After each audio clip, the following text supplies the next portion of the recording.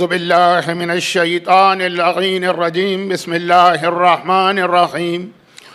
لا حول ولا قوة إلا بالله وتوكلت على الحي الذي لا يموت. الحمد لله الذي لم يكن شريك في الملك ولم يكن له ولي من الذل وكبره تكبيرا.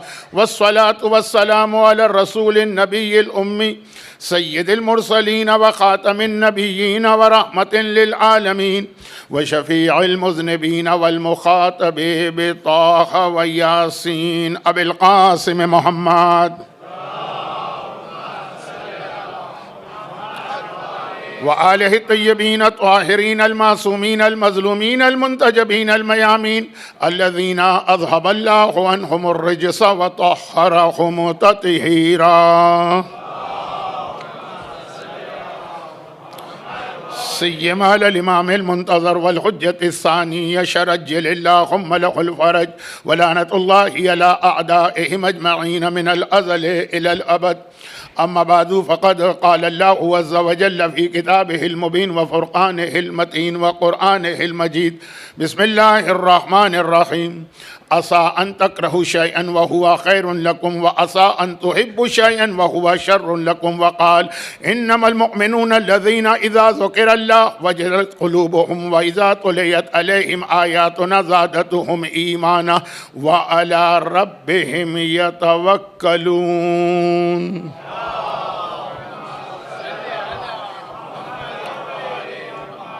24th of Muharram 1447 Hijrah, yani the night of 25th, the night of شہادت.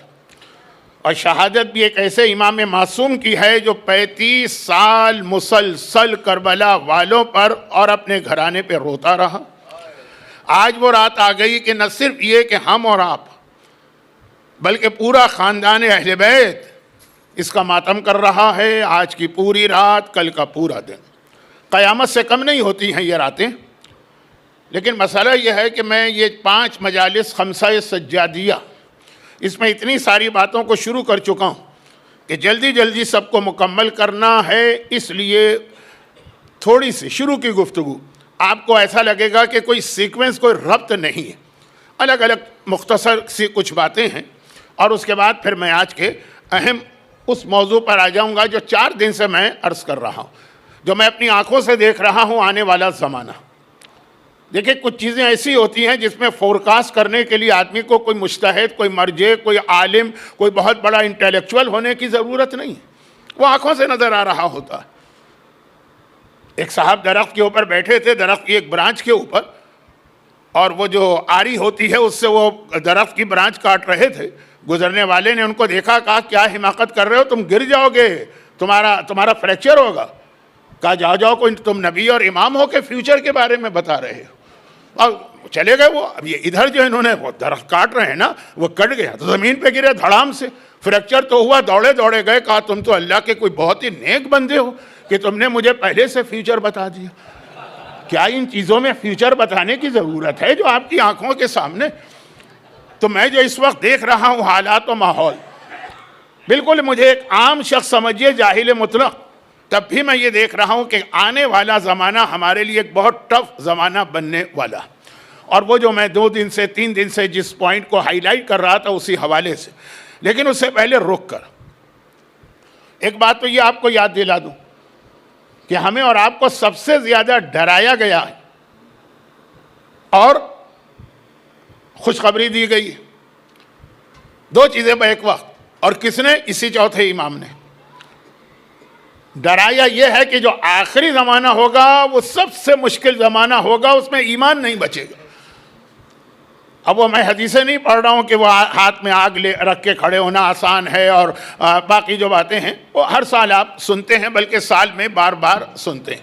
یہ بھی چوتھے امام کی حدیث تھی نا، آخری زمانے کے حوالے سے، کہ ایمان چلا جائے. ایمان کس کا جائے گا؟ جو پہلے مومن ہوگا.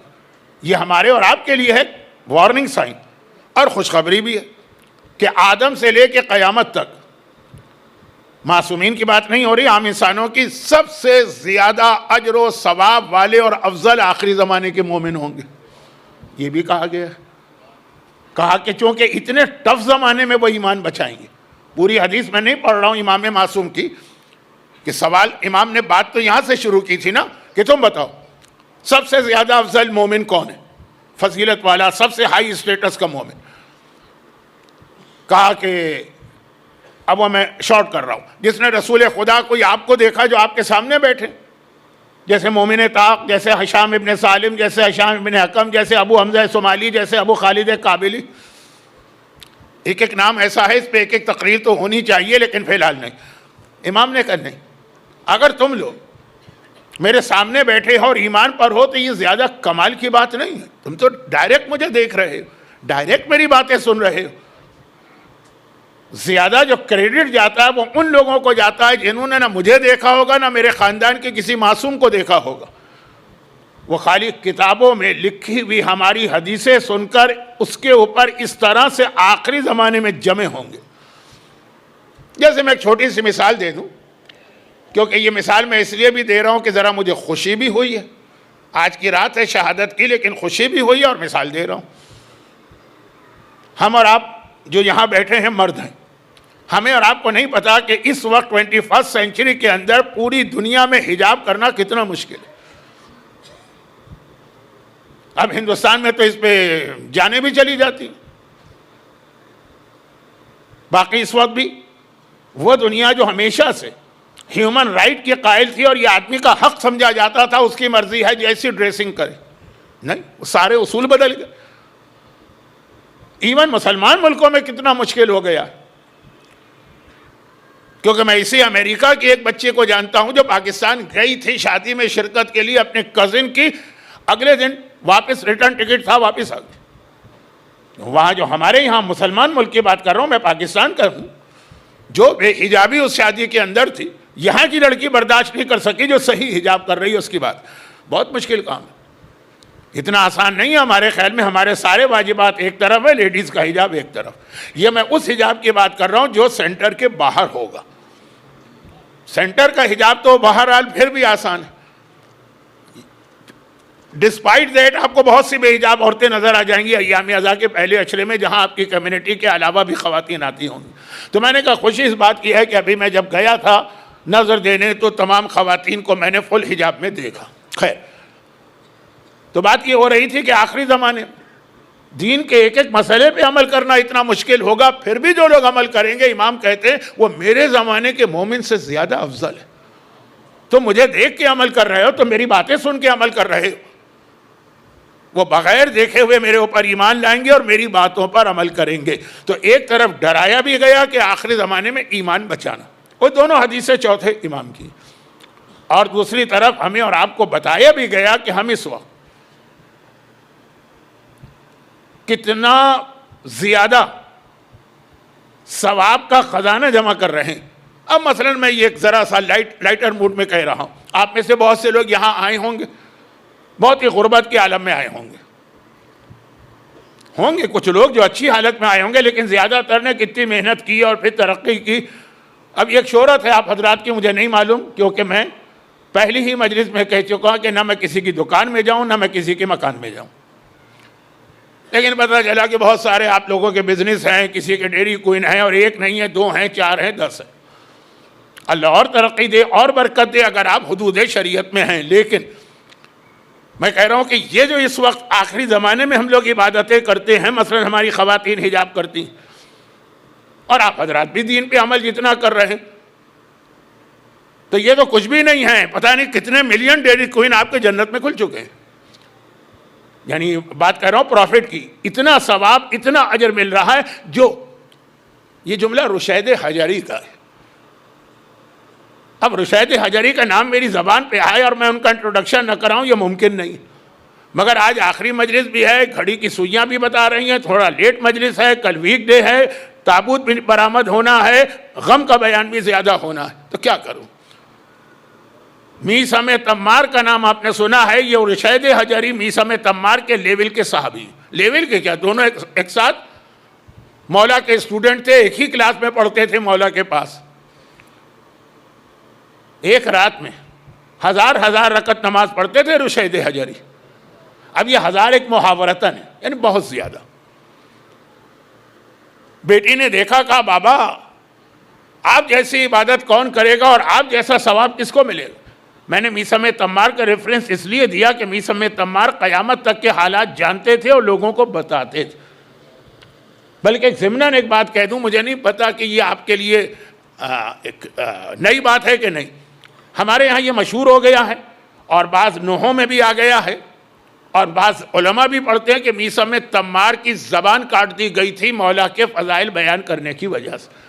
کیونکہ ہم لوگ جب زیارت پہ جاتے ہیں تو مسجد کوفہ کے سامنے ہی تو میثم تمار کا روضہ. میثم تمار کی زبان نہیں کاٹی گئی تھی. یہ غلط بات ہے، لیکن ایسی غلط بات ہے جس میں کوئی واندہ نہیں ہے، کوئی عقیدہ، کوئی دین کا واجب، کوئی دین کا حرام انوالو نہیں ہے، تاریخی چیز ہے. میثم تمار کے پیٹ میں وار کیا گیا تھا جس سے وہ شہید ہوئے تھے، جیسے عمار یاسر کی ماں جناب سمیہ کو ابو جہل نے پیٹ میں وار کر کے شہید کیا تھا. آپ میں سے جو لوگ میرے ساتھ عمرے پہ گئے ہیں تو میں یہ زیارت کراتا ہوں نا جناب سمیہ کی. اسلام کا پہلا شہید مرد نہیں ہے، عورت، جناب سمیہ. تو خیر بات سے بات نکل رہی ہے تو رشید حجری کی زبان کاٹی گئی تھی. میثم تمار کے ساتھ تھے، کلاس فیلو تھے، ایک ساتھ مولا سے پڑھے، ایک ہی علم حاصل کیا، ایک ہی دونوں کا واقعہ سملر. بس فرق یہ ہے کہ میثم تمار کے پیٹ میں وار کیا گیا تو جو ایکسس بلیڈنگ ہوئی اس کی وجہ سے وہ شہید ہوئے، اور رشید حجری کو درخت پہ لٹکایا گیا تو ان کی زبان کاٹی گئی، زبان ان کی کٹی. تو آپ اندازہ کریں کہ یہ جو میثم تمار کی رسپیکٹ ہمارے یہاں ہے اور احترام ہے اور اسٹیٹس ہے، یہ رشید ہے. ان سے بیٹی کہہ رہی ہے، ان کی بیٹی، کہ آپ جیسی نمازیں اور آپ جیسی عبادت کون کرے گا؟ کچھ بھی نہیں. عبادت جو ہے اور ثواب جو ہے وہ جو آخری زمانے کے مومن آئیں گے. غیب کی خبریں جانتے ہیں نا مولا کے اسٹوڈنٹ، ان کے لیے 2 رکعت نماز پڑھنا مشکل ہوگا جو میرے لیے 100 رکعت نماز پڑھنا آسان ہے. بہت فرق پڑ جاتا ہے زمانہ بدلنے سے. تو اب یہ ہے کہ یہ تو خیر بیچ میں بات آ گئی. چوتھے امام نے آخری زمانے کے مومن کو ڈرایا بھی ہے کہ ایمان بچاؤ اور خوشخبری بھی دی کہ تمہاری چھوٹی عبادت کا ثواب اتنا زیادہ ہوگا کہ ہمارے زمانے کی بڑی عبادت کا ثواب کم رہ جائے. وقت کم ہے اس لیے میں جلدی جلدی بات آگے بڑھا رہا ہوں. لیکن ان تمام عبادتوں کے درمیان چوتھے امام نے فرمایا کہ مومن کی، خاص طور پر آخری زمانے کے مومن کی سب سے بڑی جو کوالٹی ہونا چاہیے، نمازی نہیں، نمازی تو ہر زمانے کے مومن کو ہونا چاہیے، واجبات والا نہیں، جو سب سے بڑی کوالٹی، اور جو قرآن کریم نے مومن کو گھیرے میں لے لیا، اس کو کہتے ہیں کلمہ حصر. ایک لفظ آتا ہے عربی میں انما. انما جہاں پہ آ جائے اس کا مطلب ہے اونلی دس، اور کچھ نہیں. آیت تطہیر میں انما ہے، یعنی صرف ان کو اللہ نے پاک کیا اور کسی کو نہیں. لفظ انما. آیا ولایت کہ تمہارے 3 مولا ہیں، اللہ، اللہ کا رسول، حالت رکوع میں زکوٰۃ دینے والا. انما ولیکم اللہ، انما کا لفظ آیا. یہ انما عربی کا بہت اہم لفظ ہے. ٹرانسلیشن کرنے والے بعض اوقات غیر شیعہ ڈنڈی مار جاتے ہیں، کہتے ہیں ہاں اہل بیت کی تفسیر کی گئی ہے، لیکن یہ تو اللہ نے نہیں کہا نا کہ دوسروں کی نہیں کی گئی. کہا یہ لفظ انما ہے. تو یہ جو سورہ انفال کی آیت ہے جو آج میں نے خطبے میں دوسری جو آیت پڑھی، پہلی آیت تو 4 دن سے تلاوت کر رہا ہوں، دوسری آیت سورہ انفال بہت اہم سورہ، اسی میں خمس والی آیت نازل ہوئی ہے. قرآن کریم میں خمس کی کلیئر آیت تو ایک ہی ہے، وہ یہی سورہ انفال ہے. یہ سورہ نازل ہوا جنگ بدر کے فوراً بعد. بدر کسے کہتے ہیں؟ یزید نے دربار میں سید سجاد سے کہا تھا آج میں نے بدر کا ریونج لیا، کیونکہ بدر میں جو ہندا تھی، یزید کی دادی، ہندا کا باپ مارا گیا، ہندا کا بھائی مارا گیا، ہندا کا بیٹا مارا گیا. تو خیر بات یہ کہہ رہا ہوں بدر بہت اہم ہے. اس کے فوراً بعد یہ سورہ نازل ہوا، اس میں بدر کی سمری کی گئی ہے کہ بدر کے بعد تمہیں کیا کرنا. خیر تو اس میں خمس آیا. اس سے پہلے تو مسلمان غریب تھے نا. خمس آیا تو اس میں شروع میں آیت آئی انما المؤمنون. آیت تطہیر میں اہل بیت کو کہا کہ اونلی دوز. آیا ولایت میں مولا کو کہا کہ صرف علی اور رسول ولی. اور آیا سورہ انفال میں کہا گیا صرف یہ لوگ مومن ہیں، اونلی دوز. اذا ذکر اللہ وجلت قلوبہم. جب ان کے سامنے اللہ کو یاد دلایا جاتا ہے تو ان کا دل سینے میں دھڑک اٹھتا ہے، خوف پیدا ہوتا ہے. وَإِذَا تُلِيَتْ عَلَيْهِمْ آيَاتُنَا زَادَتْهُمْ ایمانا، جب ان کے سامنے ہماری آیتوں کی تلاوت کی جاتی ہے، ہر تلاوت ان کے ایمان کو بڑھاتی. مگر یہ دونوں چیزیں جو ہیں نا، یہ دل کے اندر. وَعَلَىٰ رَبِّهِمْ يَتَوَكَّلُونَ، اور ان کا 100% ٹرسٹ صرف اللہ پہ ہوتا ہے. چوتھے ایمان کی حدیث ہے کہ مومن کی سب سے بڑی خاصیت، کوالٹی ہونا چاہیے اللہ پہ ٹرسٹ. کبھی اللہ پہ ٹرسٹ کر کے دیکھ لو. دنیا میں تو تم بہت سے لوگوں پہ ٹرسٹ کرتے بھی ہو اور مار کھاتے بھی ہو، دھوکہ ہوتا بھی ہے بزنس کے اندر اور دوسری چیزوں میں. یہ سب سے اہم. اور یہی وہ جو 2 دن سے میں کہہ رہا تھا، وہ جو 4 دن سے آیت تلاوت کر رہا تھا، کبھی ایک چیز تمہیں اچھی لگتی ہے وہ بری ہے، بری لگتی ہے اچھی، بھروسہ اللہ پہ کرو. جو اللہ کر رہا ہے وہ ٹھیک کر رہا ہے. دربار یزید کے اندر جو بدر کی بات یزید نے چھیڑی، تو اس وقت چوتھے امام نے اس کا اگلا جملہ کیا تھا کہ دیکھا اللہ نے کس طرح سے، نعوذ باللہ میں یہ لفظ کہتے ہوئے بھی گھبرا رہا ہوں لیکن اس کے بغیر بات بنے گی بھی نہیں، دیکھا اللہ نے تمہیں کیسے ذلیل کیا، قیدی بنا کے گھمایا. تو چوتھے امام کا وہی جواب تھا جو اللہ پہ ٹرسٹ مومن کی بہت بڑی کوالٹی. الحمدللہ الذی ابلانا ولہ شکر علی ما اولانا. ساری تعریفیں اللہ کی، اس نے ہمیں اس قابل سمجھا کہ ہمارا امتحان لیا. ہر ایک کا امتحان بھی نہیں لیتا اللہ. وَلَهُ الشُّكْرُ عَلَىٰ مَا أَوْلَانَا، اور تمام شکر اس پروردگار کا جس نے ہمیں یہ نعمت عطا کی. دین خدا کے لیے قید ہونا نعمت ہے، راہ خدا میں سر دینا نعمت ہے. یہ اللہ پہ ٹرسٹ. کسی کا جوان بیٹا مارا جائے اور کہے کہ میں اللہ کا شکر ادا کرتا ہوں، ایک آرٹیفیشل طریقے سے کہنا الگ بات ہے، دل کی گہرائی سے. دربار یزید میں میرا وہ مظلوم آقا یہ فرما رہا ہے جس کی شہادت کی مجلس ہے، تو کچھ بیان اس حوالے سے. تو اللہ پہ مکمل بھروسہ یہ مومن کی سب سے بڑی خاصیت. اچھا، چوتھے امام کے حوالے سے اہم ترین میسج ہمارے پاس دعا کا آتا ہے کہ صحیفہ کاملہ، ایک نہج البلاغہ، ایک صحیفہ کاملہ، معصومین کی 2 ہی کتابیں تو ہمارے پاس ہیں. قرآن تو اللہ کی کتاب ہے نا، نہج البلاغہ مولا کا کلام ہے، صحیفہ کاملہ مولا کے پوتے علی ابن الحسین کا کلام ہے، پوری صحیفہ کاملہ دعا ہے نا. تو چوتھے امام کے حوالے سے دعا، اس پہ میں آ رہا ہوں کہ کیوں، وائی، اس میں آ رہا ہوں، لیکن میں بات کر رہا ہوں کہ دعا کی تو بیسک فلسفی اور لاجک کیا اللہ پہ بھروسہ. تمہارا کام ہے دعا کرنا، قبول کرے کہ نہ کرے وہ اس کا کام ہے، وہ قبول کرے گا، لیکن یہ دیکھ کر کہ تمہارے لیے کیا بہتر ہے، کس ٹائم پہ یہ دعا قبول ہونی چاہیے.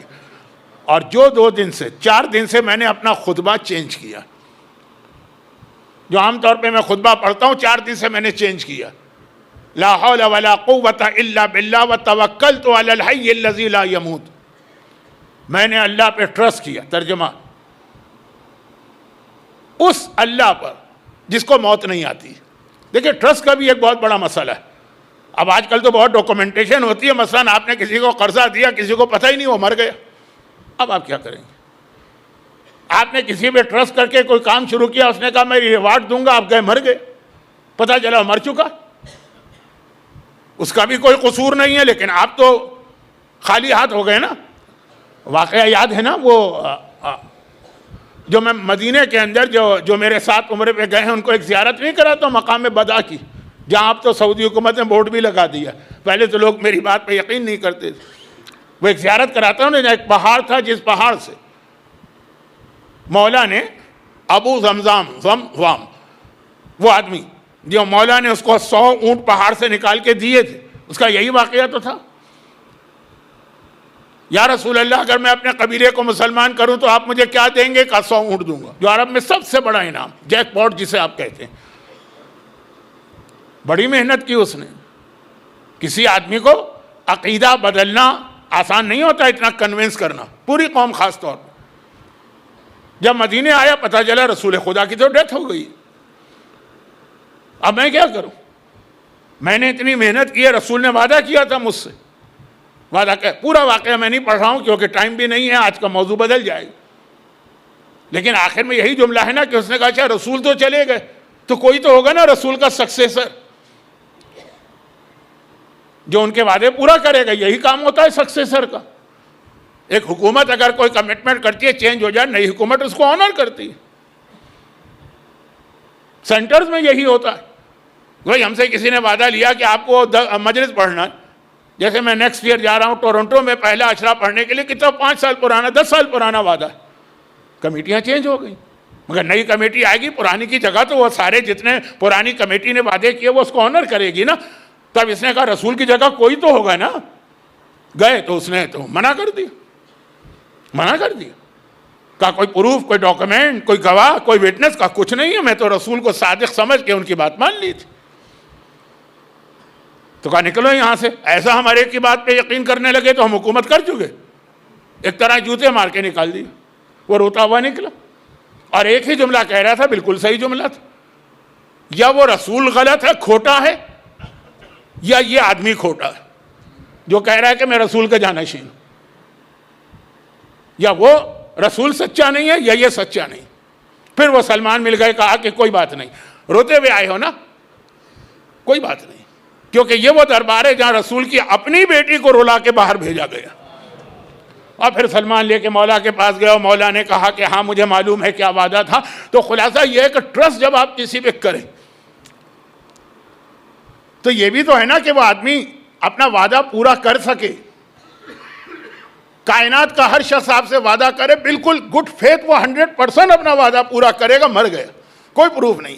اب کتنے واقعات ہیں نجف کے, وادی السلام قبرستان کے, کسی نے کسی کے پاس امانت رکھوائی اور وہ مر گیا, اب اس کی امانت ضائع ہو گئی. وادی السلام میں گیا, مولا کے روضے پہ گیا, میں تو پڑھتا ہوں اپنی شب جمعہ کی مجالس میں, ایک سلسلہ مر گیا.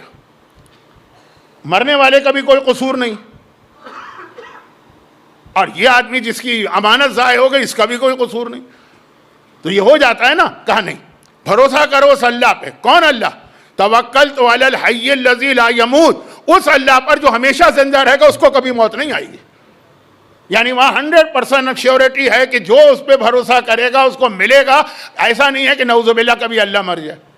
حضرت موسیٰ سے یہی تو اللہ نے کہا تھا نا کہ جا کے 4 پیغام دے دو اپنی امت کو, جن میں پہلا پیغام یہ تھا کہ جب تک کہ میری موت کی نیوز نہ آئے صرف مجھ پر بھروسہ کریں, کسی اور پہ نہ کریں. ہاں کبھی آ گئی کوئی بریکنگ نیوز, کسی چینل نے خبر دے دی, واٹس ایپ میں آ گئی خبر کہ آج اللہ کا انتقال ہو گیا ہے, کل اتنے بجے نماز جنازہ ہوگی, نعوذ باللہ, تو الگ بات. اچھا اب یہ جو میں نے خطبہ 4 دن سے پڑھا تھا, یہ خطبہ پارٹ ہے اس دعا کا جو امام زمانہ نے اپنے ایک نائب کے تھرو شیخ عباس قمی کے دادا استاد کو بتائی تھی.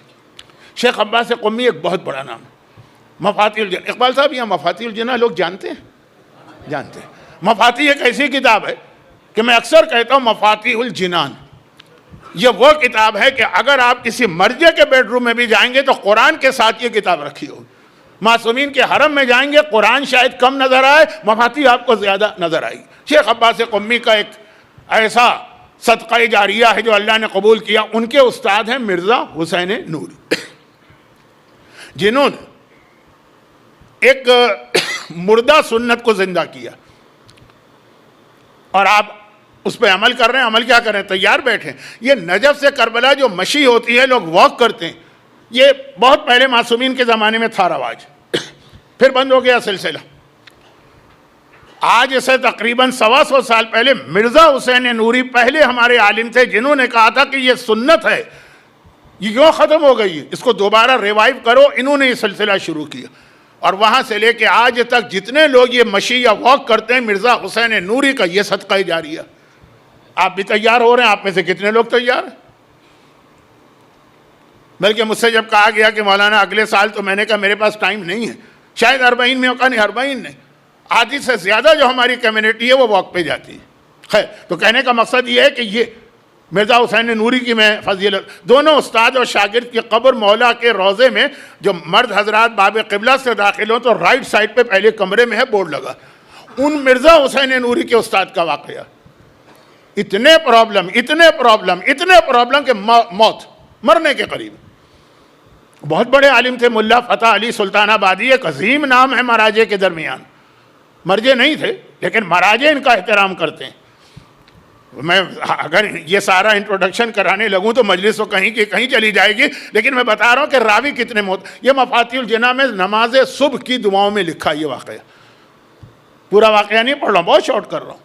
ملا فتح علی سلطان آبادی شیخ عباس قمی کے دادا استاد ہوئے, یعنی شیخ کے استاد مرزا حسین نوری, جن کا ٹائٹل ہے سیکنڈ مجلسی, علامہ مجلسی سیکنڈ, اور پھر ان کے استاد کا واقعہ. بہت پریشان, رات کو سوئے, خواب میں دیکھا کہ امام زمانہ کا خیمہ لگا ہے، وہاں گئے، کہا کہ مولا یہ میری حالت، کہا کہ تم برابر کے خیمے میں جاؤ، وہاں میرا نائب بیٹھا، وہ اسی زمانے کے ایک عالم، وہاں گئے اور نائب نے ان کو ایک دعا بتائی جو شیخ عباس قمی نے مفاتیح میں فجر کے اعمال میں لکھی. جب بہت آپ پہ پرابلم آ جائے، کوئی راستہ نہ ہو، نکلنے کا ہر راستہ بند نظر آئے، تو وہ یہی ہے نا کہ نماز کے بعد پہلے اپنا ہاتھ اپنے دل پہ رکھو، 70 ٹائمز کو یا فتح، اس کے بعد یہ دعا پڑھو جو میں 2 دن سے خطبے میں خطبہ بنا کے پڑھا، کیونکہ وہ خطبہ بھی لا حول ولا قوت الا باللہ توکلت علی الحی الذی لا یموت الحمدللہ الذی لم یکن شریک فی الملک ولم یکن ولی من الذل وکبرہ تکبیرہ. اصول کافی میں یہ جو ہے چھوٹی سی دعا یہ الگ آئی ہے، سیپریٹ. اس واقعے میں تو یہ پارٹ بن کے آئی ہے نا 3 دعاؤں کا. رسول خدا کے صحابی نے کمپلین کی بہت پرابلم ہے، رسول نے یہ دعا ان کو الگ سے تعلیم کی، یہ الگ تھی. لیکن امام زمانہ نے یا فتح پلس یہ اور پلس وہ دعا جو چھٹے امام نے ایک دفعہ ارشاد فرمائی تھی کہ مجھے تعجب ہے اس مومن کے اوپر جو 4 پرابلم میں پھنس جاتا ہے اور پھر بھی قرآن کی یہ 4 آیتیں نہیں پڑھتا. اسے اگر کوئی رزق کا مسئلہ ہوتا ہے وہ کیوں نہیں پڑھتا ہے ماشاء اللہ لا قوت الا باللہ. چھٹے امام کی بہت لمبی حدیث ہے، میں بہت شارٹ کر رہا ہوں کیونکہ ابھی چوتھے امام کے حالات پر مجھے آنا، جو کل میں نے ماشاءاللہ لا قوت الا باللہ الگ سے بتائی تھی، لیکن یہ پارٹ ہے اس 3 دعاؤں کا جو ملا کے امام زمانہ کے نائب کے ذریعے ان کو پہنچی اور پھر ان کے سارے پرابلم ودن ڈیز ختم ہو گئے. اور چھٹے امام کی دعا میں تو، چھٹے امام کے فرمان میں تو ہر آیت کے ساتھ اس کا رزلٹ بتایا، کہا کہ روزی کی رزق کی پریشانی ہے، کیوں یہ نہیں پڑھتے؟ کیونکہ اس کے فوراً بعد خدا نے کہا وَعَسَىٰ رَبِّي أَن يُؤْتِينَا خَيْرًا، بہت جلد اللہ تمہیں بہت ہی خیر و برکت عطا کرے. اس آیت، یہ آیت سورہ کہف کی، اس کے بعد دیکھ لیجیے. اور اگر کسی کو دشمن کا خوف ہے تو کیوں نہیں پڑھتا حسبنا اللہ ونعم الوکیل، کیونکہ اس کے فوراً اللہ نے کہا فانقلبوا بنعمت من اللہ، جنہوں نے یہ دعا پڑھی اللہ نے نعمتوں کی بارش ان پہ کر دی. اور اگر کسی کو پریشانیاں ہیں تو کیوں نہیں پڑھتا ہے سبحانک لا الہ الا انت انی کنت من الظالمین، کیونکہ اس کے فوراً بعد قرآن نے کہا فاستجبنا له ونجیناہ من الغم وکذالک ننجی المؤمنین. امام ہر دعا، ہر آیت کے ساتھ بتا رہے ہیں اس کے ساتھ کون سی آیت. اور اگر کبھی ظالم حکمران تلوار لے کے کھڑا ہے کیوں نہیں پڑھتے ہو فوض امری الی اللہ ان اللہ بصیر بالعباد، کیونکہ فوراً قرآن نے کہا فوقع اللہ سیئات ما مکروا، اللہ نے اس آدمی کو ظالموں سے بچا لیا. تو اب یہ جو ایک الگ حدیث، یہ ایک الگ حدیث، وہ توکلت علی الحی الذی الگ حدیث، وہ رسول کی ہے، یہ امام کی ہے. رسول کا لقب بھی صادق ہے، اس امام کا لقب بھی صادق ہے جن کی حدیث. دونوں صادقین کو ملا کر امام زمانہ نے یا فتح، فتح کے معنی راستہ کھولنے والا. آپ عرب دنیا میں جاتے ہیں، عمرے پہ جاتے ہیں، زیارت پہ جاتے ہیں، جہاں آپ کے یہاں انگلش میں بورڈ پہ لکھا ہوتا ہے مثلا پش، وہاں لکھا ہوتا ہے افتے، کھل جائے گا دروازہ. تو اب یہ 3 چیزیں، یہ ہمیں یہ دعائیں بتائی جا رہی ہیں کہ جو تمہارے پرابلم ہوں گے. لیکن بات یہ تھی کہ جو بیچ والی دعا ہے اس میں میسیج ہے توکلت علی الحی الذی، بھروسہ کر کے دیکھو اس اللہ پر جسے موت نہیں آئے گی، جو وہ تمہیں دینا چاہے گا. کبھی ایسا نہیں ہے کہ تم کہو کہ بھائی اگر میں اللہ پہ بھروسہ بھی کروں وہ کل مر گیا تو میں کہاں جاؤں گا، دنیاوی معاملات میں ہوتا ہے نا. تو چوتھے امام نے کہا مومن کی سب سے بڑی کوالٹی ہے، پھر کہا جس طرح ہم ہر مسئلے میں اللہ پہ بھروسہ کرتے، جوان بیٹے کا لاشا اٹھتا ہے اللہ پہ بھروسہ، ششماہے کا گلا چھنتا ہے اللہ پہ بھروسہ، گھر والوں کی چادر چھنتی ہے اللہ پہ بھروسہ، گلے میں توق، ہاتھوں میں ہتھکڑی آتی ہے اللہ پہ بھروسہ.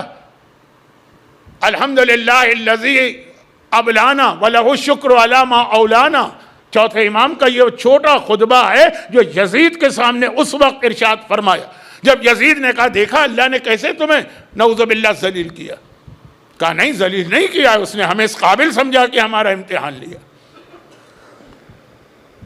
تو اپنی بھی سب سے بڑی خاصیت بتائی کہ ہم اہل بیت اللہ پہ مکمل بھروسہ کرتے، جو وہ کر رہا ہے ہمارے حق میں بہتر. خود امام، چوتھے امام کربلا میں بیمار، اللہ نے بیمار کر دی، بیماری اور ایسی بیماری، دوا بھی نہیں مل رہی ہے، غشی کے عالم میں ہے، لیکن بھروسہ تھا نا یہی بیماری اسلام کے لیے شفایابی کا ذریعہ بن گئی کہ اگر امام بھی شہید ہو جاتے چوتھے امام تو کربلا کا واقعہ تو ہوتا، لیکن کربلا کے واقعے کے بینیفٹ امت تک نہیں پہنچتے. تو بار بار ہمیں روایتوں میں بتایا گیا. اب جیسے ابھی آج یہاں سفرہ تھا چوتھے امام کا، لاسٹ ایئر بھی میں اس سفرے میں شریک ہوا تھا تو میں نے یہ عرض کیا تھا کہ چوتھے امام کا سفرہ مجھے نہیں پتا آپ لوگوں نے کیسے شروع کیا، کیوں شروع کیا، کہاں سے شروع کیا. یہ اٹلانٹا کے اندر ہے کہ یہ جمال پور تالپور میں بھی ہے، پتہ نہیں تاجپور، پتہ نہیں، مجھے نہیں معلوم. لیکن اتنا مجھے پتا ہے کہ اہل بیت کے گھرانے میں سب سے مشہور دسترخوان چوتھے امام کا تھا. کربلا سے آنے کے بعد 35 سال امام نے پورے مدینے کو صبح و شام دعوت دیتے تھے. بلکہ جب میں نے پہلا حج کیا تھا تو اس وقت وہ جو کچن تھا جہاں پہ یہ کھانا پکتا تھا مدینے والوں کے لیے، وہ باب جبرائیل روضہ رسول اور جنت البقیع کے بیچ میں مکان بھی موجود تھا. تو ہو سکتا ہے کہ وہ ذہن میں رکھ کر آپ نے یہ سفرہ کیا ہو. ویسے انڈیا اور پاکستان میں زیادہ مشہور ہے امام حسن کا دسترخوان. اب اس پہ آ رہا ہوں، وہ میرا موضوع.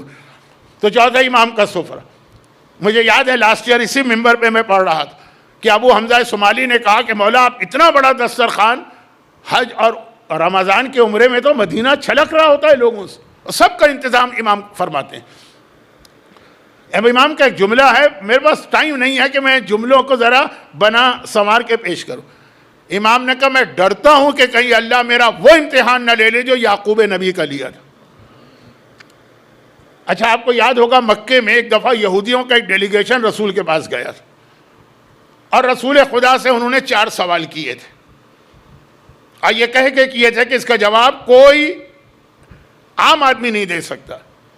4 سوال کیے تھے جن میں 3 سوالوں کا جواب سورہ کہف میں آیا. پورا سورہ کہف پر میرا پورا ایک اشرہ نہیں ہے، 30 دن رمضان میں تفسیر قرآن.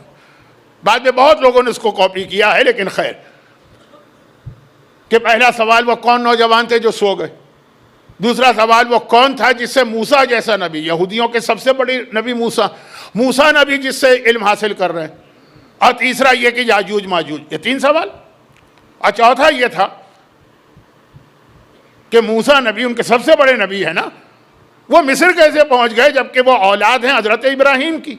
تو ابراہیم تو پیلسٹائن میں تھے، وہاں سے یہاں کیسے پہنچے؟ تو اس کے جواب میں سورہ یوسف نازل ہوا.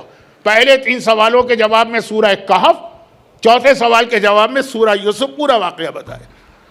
تو اس میں امام معصوم فرماتے ہیں کہ یعقوب سے ایک مرتبہ ایک غلطی ہو گئی. نعوذ باللہ، اس سال کی مجالس کا مقصد انبیاء کی غلطیاں نکالنا نہیں ہے. کل حضرت داؤد کا واقعہ آ گیا.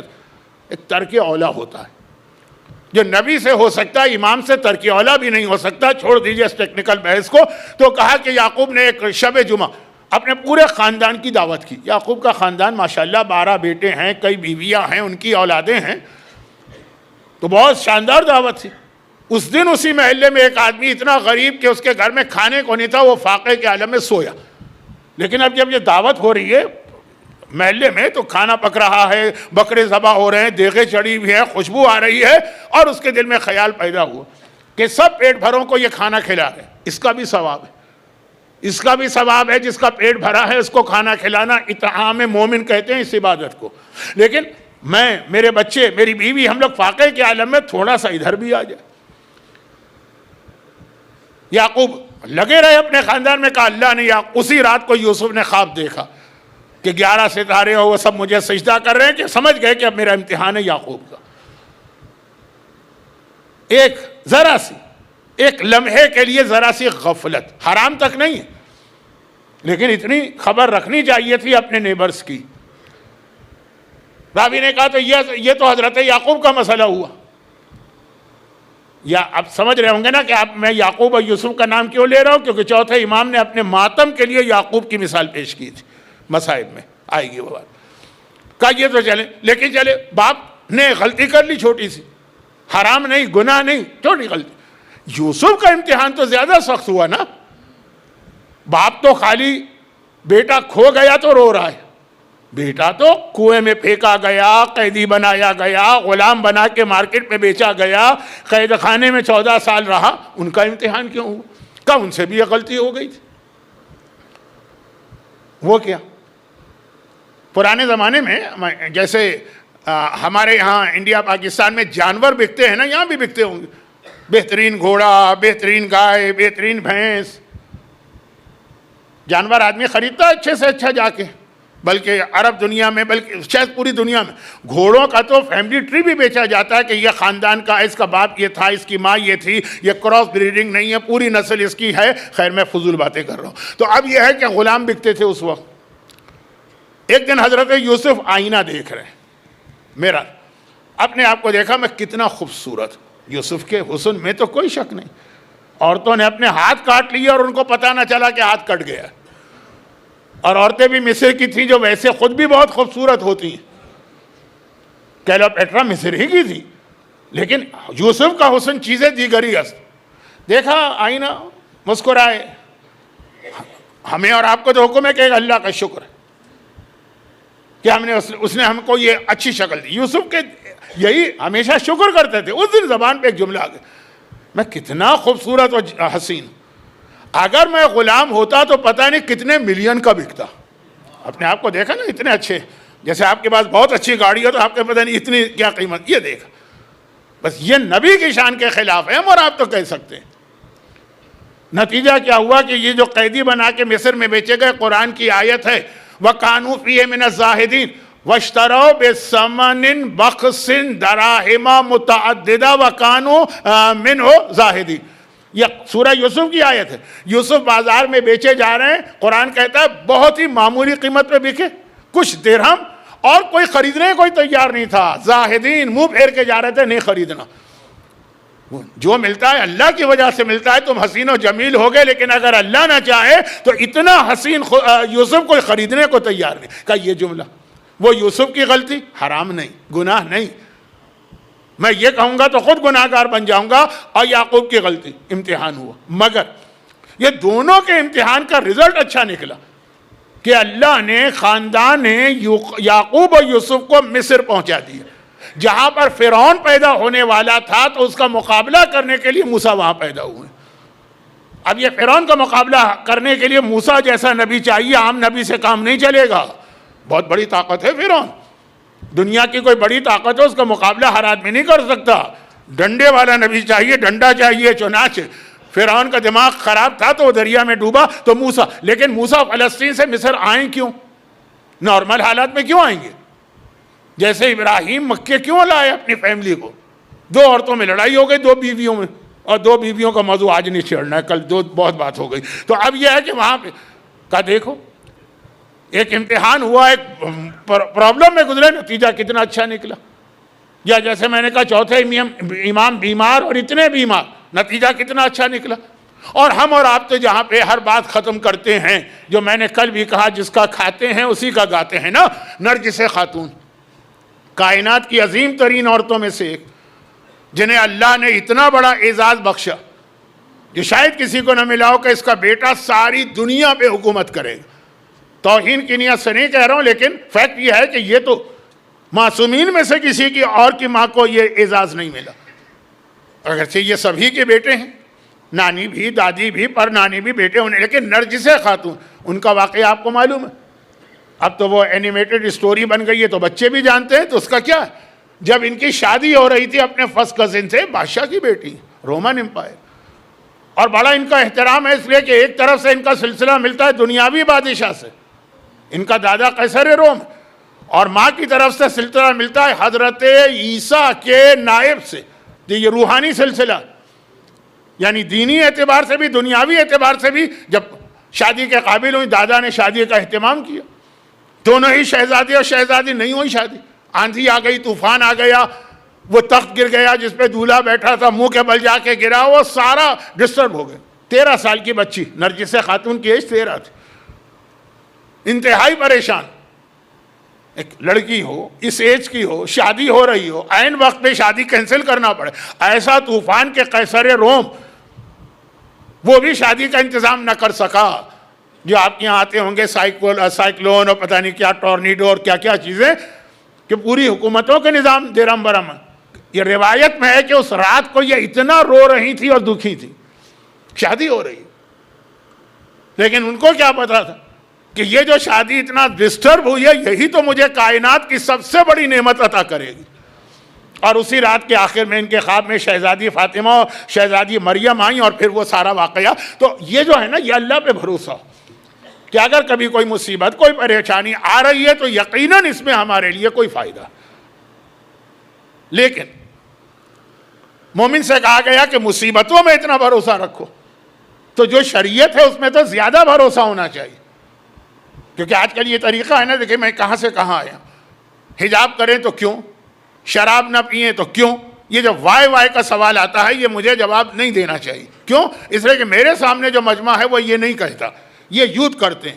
تو یہ یوتھ میں مجمع بات ہونی چاہیے, لیکن ضمناً چوتھے امام کو یہاں پر دیکھیں مصیبتوں کے اندر بھی اللہ پہ بھروسہ ہو تو شریعت میں تو اور زیادہ بھروسہ ہے کہ اگر حجاب کروا رہے ہیں تو یقیناً ہمارے لیے فائدہ. اللہ وہ حدیث قدسی ہے, کئی بار سنی, ایک بار اور سن لیجیے. حدیث قدسی ہے, لو اجتمعت الثقلان, نہیں لو اجتمعت الثقلان, اگر تمام جن و انس مل کر میری اطاعت کریں اور عبادت کریں اور بالکل میرا حکم مانیں, تو اللہ کہہ رہا ہے جو میرا اسٹیٹس ہے نا اس میں جو کے دانے کے برابر اضافہ نہیں ہوگا. میں بڑا نہیں ہو جاؤں گا ان لوگوں کے سجدوں سے. حکومتوں میں یہ ہوتا ہے کہ ایک مثلا ایک صاحب کو پریزیڈنٹ بننے کے لیے یا پرائم منسٹر بننے کے لیے 200 ووٹ چاہیے, ان کو مل گئے 300, بہت اسٹرانگ ہو جاتے ہیں وہ, ایک ووٹ کاؤنٹ کرتا ہے نا. اور اگر تمام جن و انس مل کے طے کر لیں آج سے اللہ کا ایک حکم نہیں ماننا, جو وہ کہے گا اس کے خلاف جانا ہے, تو جو میرا اسٹیٹس ہے اس میں جو کے دانے کے برابر کمی نہیں آئے گی. نہ ان کی عبادتیں مجھے فائدہ پہنچاتی ہیں, نہ ان کے گناہ مجھے نقصان پہنچاتے ہیں. فائدہ بھی تمہارا ہے, گناہ بھی نقصان بھی تمہارا. مولا کی حدیث کہ آج تک میں نے کسی کے ساتھ نیکی نہیں کی, آج تک میں نے کسی کے ساتھ برائی نہیں کی. اب یہ مولا ہمارے اور آپ کے لیے کہہ رہے ہیں نا. کل میں بتا چکا ہوں کہ کبھی دو فرشتے لڑتے ہیں تو مسئلہ فرشتوں کا جھگڑا نہیں ہے, ہمیں اور آپ کو پیغام دینا. یا امیر المومنین ہم نے تو دیکھا ہے کہ آپ نے بہت سے لوگوں کے ساتھ نیکی کی. کہا نہیں, کسی کے ساتھ نیکی نہیں. جو نیکی میں نے کسی کے ساتھ کی ہے وہ اپنے لیے کی ہے, کیونکہ اس کا ثواب اور فائدہ مجھے ملے گا. اور جو برائی کسی کے ساتھ کروں نعوذ باللہ تو اس کو نقصان نہیں پہنچایا, اپنے آپ کو نقصان پہنچایا. چوتھے امام کا جو زمانہ تھا بڑا ٹف زمانہ تھا. اب آ جائیے جو 4 دن سے میں بات کر رہا تھا اسے اختتام تک پہنچاؤں آج. گرچہ یہ جو میں اس وقت 5-7 منٹ میں بات پوری کر رہا ہوں یہ پورا ایک اشرا چاہتا ہے, میں نے اس پہ اشرا پڑھا بھی, کیونکہ ہمارے یہاں میں نے دیکھا کہ معصومین کے ہسٹری سے لوگ ذرا ناواقف. کربلا تک تو پتہ ہے, اس کے بعد 5ویں 7ویں 9ویں 10ویں امام ذرا حالات لوگوں کو نہیں معلوم. تو پورا ایک میرا اشرا ہے, لیکن اس چھوڑ دیجئے اشرے کی بات. 5 مجلسیں آپ نے سن لی, آپ کا بہت بہت شکریہ. آ جائیے اصل بات پر کہ جو میں 4 دن سے عرض کر رہا تھا کہ اللہ کا ایک طریقہ ہے, یہی انبیاء کو دیا طریقہ, یہی ائمہ کو دیا. دشمن جس طرح سے اٹیک کرے گا خلاصہ یہ ہے کہ اسی کا ٹول یا ہتھیار اس سے چھین کر اسی سے اس کا مقابلہ کرو. مزہ تو اسی میں, اسی کی جوتی اور اسی کا سر. یہ ایک اردو محاورہ میں کہہ گیا. اگر وہ جادو لے کر آئے تو تم جادو سے ملتا جلتا معجزہ لاؤ, اگر وہ میڈیکل سائنس کا کمال لے کر آئے تم اس سے ملتا جلتا معجزہ لاؤ, اگر وہ فصاحت و بلاغت لے کر آئے تو تم اس سے ملتا جلتا معجزہ لاؤ. یہ ایک طریقہ ہے, اور یہی طریقہ جو انبیاء سے یہ آگے ائمہ میں چلا. مولا کے خلاف پہلے دن سے ان کو نیگلیکٹ کیا گیا, نظر انداز کیا گیا. لیکن علی کا علم ایسا تھا کہ محتاج بھی تھے علی کے پاس جانے پہ, کیونکہ جب کوئی مسئلے پھنستے تھے شریعت کے تو کون حل کرے. نتیجہ کیا ہوا کہ ساری امت ایک دن علی کے دروازے پر آئی. چوتھا خلیفہ بنایا نا. امام حسن کا زمانہ آیا, معاویہ نے کرپشن کا بازار گرم کیا, رشوت دے دے کے لوگوں کا ایمان خریدا. یہ حسن کے خلاف خزانہ استعمال ہو رہا ہے. معاویہ کا مشہور جملہ ہے جو دعائے کمیل کا آخری حصہ ہے, اور جو آخری زمانے میں سفیانی اور دجال کا کنسپٹ اسلام نے دیا. معاویہ کا بیٹھا ہوتا ہے, ایک طرف تلوار ہوتی ہے, ایک طرف اشرفیوں کی تھیلی. اے معاویہ تو اتنا کامیاب کیسے ہے کہ علی بھی بظاہر تیرے سامنے ہارتے نظر آ رہے ہیں. نعوذ باللہ. کا یہ 2 چیزیں, ایک طرف تلوار ہے, ایک طرف اشرفی. پہلے اشرفی دیتا ہوں اور خریدتا ہوں. کیا خریدتا ہوں؟ گاڑی نہیں, مکان نہیں, بزنس نہیں, لوگوں کا ایمان خریدتا ہوں. پھر بھی کوئی نہ مانے تو پھر یہ تلوار. لیکن اصل ہتھیار میرا یہ اشرفیاں, یہ دولت. اللہم من ارادنی بسوء فاردہ ومن کادنی فکدہ, دعائے کمیل. اے خدا جو برائی کا ارادہ کرے یعنی گردن اڑائے تو اس کی برائی اس پہ پلٹا دے، اور جو قادنی چیٹنگ اور فراڈ کرے اس کا فراڈ اسی پہ پلٹا دے، یہ ہے وہ رشوت۔ سفیانی تلوار لے کے محبان اہل بیت کو قتل کرے گا، دجال انٹرٹینمنٹ اور روزی رزق کے حوالے سے لوگوں کا ایمان خریدے گا۔ یہ سارے الگ الگ پورے مجلسوں کے موضوع ہیں اور آپ کے سنے ہوئے ہیں، 50 سال سے آپ مجلسیں سن رہے ہیں، ایک سے ایک بڑے علماء کو سنا۔ تو خلاصہ یہ ہے کہ معاویہ نے سلسلہ شروع کیا ایمان خریدنے، دولت۔ اس کے مقابلے میں پھر حسن کا مقابلہ اسی طرح سے تھا۔ حسن نے دسترخوان بچھا کے سخاوت کا مظاہرہ کیا۔ دربار یزید میں چوتھے امام کا جو خطبہ میں نے شاید پہلے دن یا دوسرے دن، پہلے دن ایک جملہ پڑھا تھا، لیکن وہ شروع کہاں سے ہوتا ہے؟ اُعْطِينَا بِسِتَّةٍ وَفُضِّلْنَا بِسَبْعٍ، اللہ نے ہمیں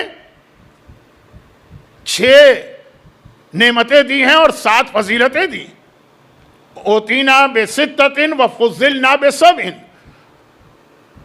اُعْطِينَا الْعِلْمُ وَالْحِلْمُ وَالسَّمَاحَةُ وَالْفَصَاحَةُ وَالشَّجَاعَةُ وَالْمُحَبَّةُ فِي قُلُوبِ الْمُؤْمِنِينَ، ہمیں علم دیا، ہمیں حلم دیا ہے ٹالرنس، ہمیں سماحت دی ہے یعنی سخاوت راہ خدا میں دان کرنا، ہمیں فصاحت دی ہے یعنی وہ نہج البلاغہ کے خطبے، ہمیں شجاعت دی ہے یعنی میدان کربلا میں وہ حسین کا 3 دن کی پیاس کی عالم میں جہاد، اور ہمیں والمحبہ وہ محبت دی ہے جو ہر ایک کے دل میں نہیں ہے، مومن کے دل میں۔ وَفُضِّلْنَا بِسَبْعٍ، اور ہمیں فضیلت دی ہے کائنات پر 7 کے ذریعے، بِأَنَّ مِنَّا النَّبِيُّ الْمُخْتَارُ وَالصِّدِّيقُ وَالطَّيَّارُ وَأَسَدُ اللَّهِ وَأَسَدُ رَسُولِهِ وَسِبْطَ هَٰذِهِ الْأُمَّةِ وَسَيِّدَةُ النِّسَاءِ وَمِهْدِيهَا، یہ 7 فضیلتیں ملی ہیں کہ نبی مختار رسول ہمارے درمیان، صدیق جو مولا کا لقب، صدیق اکبر ہمارے درمیان ہے، جعفر طیار ہمارے درمیان ہے، شیر خدا اور شیر رسول یعنی جناب حمزہ ہمارے درمیان، سبطہ ہاذہ الامہ وہ 2 نواسے ہمارے درمیان ہے، سیدۃ النساء تمام عورتوں کی سردار ہم میں سے ہے، اور اس امت کا مہدی ہم میں سے۔ یہ آخری لفظ بہت اہم ہے، 61 ہجری ہے، دربار یزید ہے، چوتھا امام ہے، ابھی 12ویں امام میں تو بہت ٹائم باقی ہے، لیکن خطبے میں 12ویں کا ذکر ہوا، وہ ایک الگ موضوع ہے، کبھی موقع ملا اس پر بھی بات کروں گا، اگرچہ فی الحال آئندہ کئی سال میرے مصروف ہیں، لیکن فی الحال تو اب اس کے اندر کا سخاوت، علم، وہ مولا کے ذریعے سے، مولا نے علم کے ذریعے دشمنوں کا مقابلہ کر کے اس منزل پہ مسلمانوں کو پہنچائے کہ سارے مسلمان علی کے دروازے پہ پلٹ کے آئے، ہاتھ جوڑ کے کہا یا ابوالحسن ہم نے بڑی غلطی کی دوسروں کو خلیفہ بنا کر، اب آپ چاہیے۔ اور پھر سخاوت۔ اب ایک ضمنی ایک بات کہہ دوں، یہ راہ خدا میں دان کرنا، پیسہ خرچ کرنا، یہ پیسے کو کھینچ کے لاتا، بڑی برکتیں ہوتی ہیں، اور میں نے آپ حضرات کے بارے میں سنا ہے، یہ سنی سنائی بات کر رہا ہوں کہ آپ حضرات بہرحال جتنا اللہ نے دیا اس کے اعتبار سے بہت خرچ بھی کرتے ہیں، یہ سنا ہے، اس لیے کہ مجھے تو آج تک اس کا کوئی پریکٹیکل ایکسپیرینس ہوا نہیں ہے، لیکن اچھا اس جملے کا غلط مطلب نہ لے لیں، جو ابھی میں نے جملہ کہا نا، اس کو ہماری یو پی کی زبان میں حسن طلب کہتے ہیں۔ حج میں تھا شروع کے حج، گرمی تھی بہت، پورا یہ 30 سال کا سائیکل 2 دفعہ میرے سامنے تقریباً مکمل ہوا، سردی سے گرمی سے گرمی سے سردی، تو اس وقت بہت گرمی تھی، آئس کریم، اب آج کل تو اتنی آئس کریم ملتی ہے کہ آدمی کھاتے کھاتے تھک جاتا ہے، فریزر ہر خیمے میں بھرے ہوتے ہیں، اور ہر خیمے والا سمجھتا ہے کہ یہ ہمارا انتظام بہت اچھا ہے، جی نہیں، جہاں چلے جائیے ہر فلیور کی آئس کریم، میں کہاں پھسل کے چلا گیا، نہیں، تو خلاصہ یہ ہے کہ اس وقت آئس کریم، مومن آئے آئس کریم لے کے اس وقت احتیاط کرتے تھے۔ مولانا احرام کی حالت میں آئس کریم کھا سکتے ہیں کہ نہیں کھا سکتے؟ اچھا مسئلہ بالکل صحیح تھا، انہوں نے احتیاط کی، میں نے کہا اگر اس میں زعفران ہے تو احرام کی حالت میں زعفران تو حرام ہے، بہت بڑا حرام ہے، زعفران بہت بڑا حرام ہے، آپ ذرا سے زعفران کھائیں گے اور فوراً بکرا واجب ہوگا۔ ایک صاحب نے حج کے زمانے میں 70 آئس کریم کھائی تھی، 70 بکرے ان پہ واجب ہوئے، وہ ایک الگ مسئلہ ہے، کبھی وہ ایک الگ سناؤں گا۔ تو میں نے کہا کہ زعفران خوشبو ہے تو نہیں ہے، لیکن باقی جو ہے آپ آئس کریم کھائیے، ونیلا ہے یا پستہ ہے یا چاکلیٹ ہے۔ پھر میں نے ذرا سمجھانے کے لیے ان سے کہا کہ آپ احرام میں آئس کریم کھا بھی سکتے ہیں، کھلا بھی سکتے ہیں۔ برابر والے نے کہا پتہ ہے مولانا مانگ رہے ہیں آئس کریم۔ یہ جو کہا نا کھا بھی سکتے ہیں کھلا بھی سکتے ہیں، یہ ہے انڈائریکٹ وے میں کہا کہ ایک آئس کریم میرے لیے بھی لے کے آ جائیے، تو اس کو ہم لوگ کہتے ہیں حسن طلب. تو وہ جو میں نے کہا اس کو یہ نہ سمجھیے، لیکن میں کہہ رہا ہوں کہ پریکٹیکل مجھے کچھ نہیں ہوا کہ آپ لوگ سخی ہیں کہ نہیں ہیں، لیکن سنا بہت. اور جب اتنا مشہور ہے تو غلط تو مشہور نہیں ہوگا. یہ حسن مشتبہ کا دسترخوان، اور ایسا دسترخوان کہ راوی چکرا کے رہ گیا. کیوں چکرا کے رہ گیا؟ حج کا موسم ہے، حج کی تاریخیں ہیں، عرفات کے میدان میں ہیں. عرفات کا میدان کتنا اہم ہے حاجیوں کو پتا ہے، میرے پاس ٹائم نہیں ہے کہ میں دوسروں کو بتاؤں. عرفات کا میدان تو بس ایک عجیب غربت کا میدان ہوتا ہے کہ نہ بہترین ڈیزائنر سوٹ پہننے والے بھی صرف 2 چادریں پہن کے بیٹھے ہوئے ہوتے ہیں، نہ کوئی مکان ہے نہ کوئی اور فیسیلیٹی ہے. اب ذرا ملنے لگی ہیں فیسیلیٹی، اور عجیب قسم کی فیسیلیٹی ملتی ہیں اب تو. ابھی اس سال کراچی سے 2 گروپ گئے تھے، بہت سارے گئے تھے، میں 2، ایک کا تھا پیکیج $8,000، ایک کا تھا $10,000. تو 8,000 والے نے پوچھا 10,000 والے سے کہ بھائی تمہیں کیا خاص بات تھی کہ $2,000 مہنگا ہے؟ کا پتہ ہے کہ عرفات میں جب کھانا سرو ہوا تو لڑکیاں ہم کو کھانا دے رہی تھی، تمہیں تو مرد دے رہے ہوں گے داڑھی والے. دیکھیں یہ حج کا فیصلہ ہو رہا ہے کس کا حج زیادہ اچھا ہوا. جی ہمیں تو وہ نوجوان لڑکیاں تھیں وہ آ کے سرو کر رہی تھی، اور جب ہم خیمے میں داخل ہوئے تو گلاب کا ایک ایک پھول حاجی کو دے رہے تھے. $2,000 اس کو قبول ہے. ایک گلاب ملا، لیکن گلاب نہیں، لڑکی کے ہاتھ سے ملا. کھانا لڑکی نے سرو کیا. خیر اب میں زیادہ نہیں کہنا چاہتا، لیکن یہ عرفات ہے. لیکن اس سے پہلے عرفات کیا تھا جو آپ لوگ حج کر چکے ہوں گے 10 سال پہلے یا اس سے بیفور. وہ جب پہنچا دیکھا امام حسن کے خیمے میں دسترخوان لگا ہوا ہے عرفات کے میدان، اور انواع و اقسام کے کھانے. وہ حیران اس لیے ہوا کہ وہ پہلے گیا تھا امام حسین کے خیمے میں جو بالکل برابر تھا، بھائیوں کے خیمے بالکل برابر. امام حسین کے خیمے میں کھانے پینے کی کوئی چیز ہی نہیں تھی، کیونکہ سب لوگ روزے سے تھے.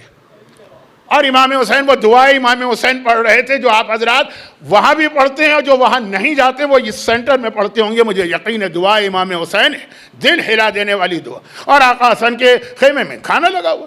اب جب کھانا لگا ہوتا ہے تو وہاں ہنسی مذاق، کچھ جوک، کچھ باتیں، کچھ دنیاوی چیز.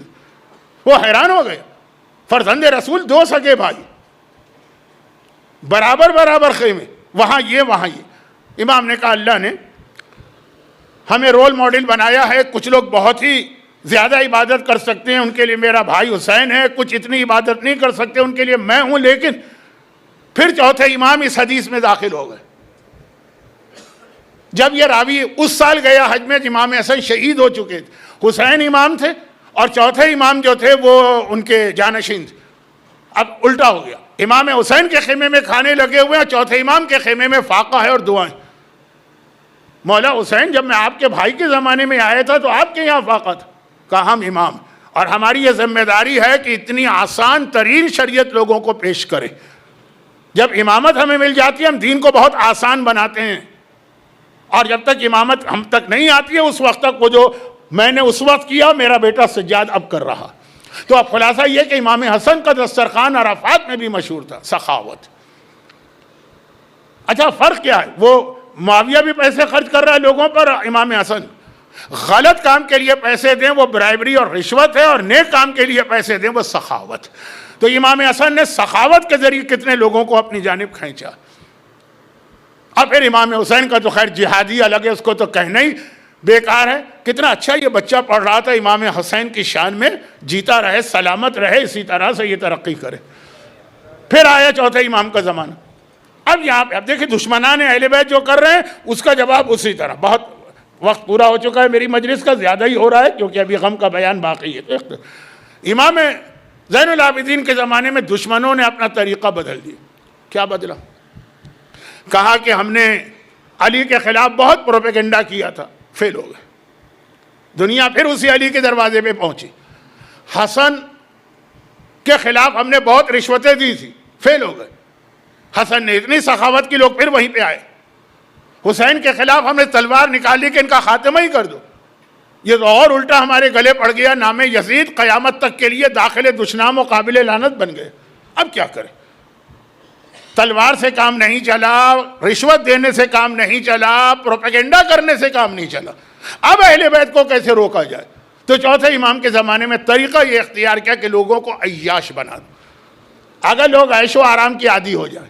اب پروپیگنڈا نہیں ہو رہا چوتھے امام کے خلاف، پوری تاریخ دیکھ ڈالیے، ایک جملہ بھی چوتھے امام کے خلاف کربلا کے بعد نہیں ملے گا۔ مولا کے خلاف کیا کیا تہمتیں لگائی گئی، ممبر سے 99 سال تک یا 90 سال تک مولا کو برا بلا کہا گیا۔ سجاد کے خلاف کوئی تلوار نہیں نکالی گئی، جبکہ تلوار سجاد کے زمانے میں یزید کی فوج نے مدینے پہ اٹیک کیا، اور یزید کا آرڈر تھا 3 دن تک مدینے میں ساری حرام چیزیں حلال ہیں۔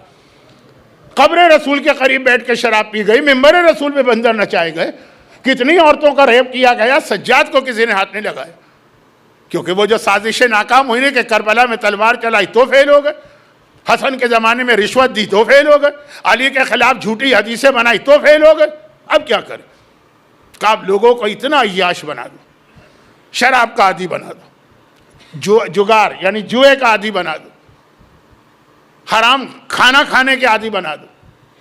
میں بہت ایک ہلکی پھلکی مثال دے دوں تاکہ کم وقت میں بات مکمل کر دوں، میں بالکل آخری سٹیج پر ہوں۔ دنیا میں کئی جگہوں پر، اٹلانٹا اس میں شامل نہیں ہے، یہاں تو بہرحال تقریباً حج اور عمرے کی وجہ سے میرے تعلق کسی صاحب سے ایسے بن گئے کہ انہیں کیا ٹھہرتا ہوں، لیکن جہاں مجلسیں پڑھنے جاتا ہوں کوئی نئی جگہ، مولانا کو کہاں ٹھہرائیں، ہیں بھی بیچارے غریب مسکین عالم، کیونکہ اردو پڑھتے ہیں، انگلش میں پڑھیں تو بزنس کلاس کا ٹکٹ بھی ملے گا، 5 اسٹار ہوٹل بھی ملے گا، لیکن اردو والا کیا، بیچارہ مسکین غریب، بلا ہی لیتے، بڑا احسان ان پہ کرتے، کہاں ٹھہرائیں، کسی کے گھر ٹھہرانا۔ وہ لوگ بھی جو میرے بڑے فین ٹائپ کے ہوتے ہیں، جو حقیقت میں فین ہوتے ہیں، ہمارے گھر نہیں ٹھہرانا، کہیں اور ٹھہرا دیے۔ کیوں؟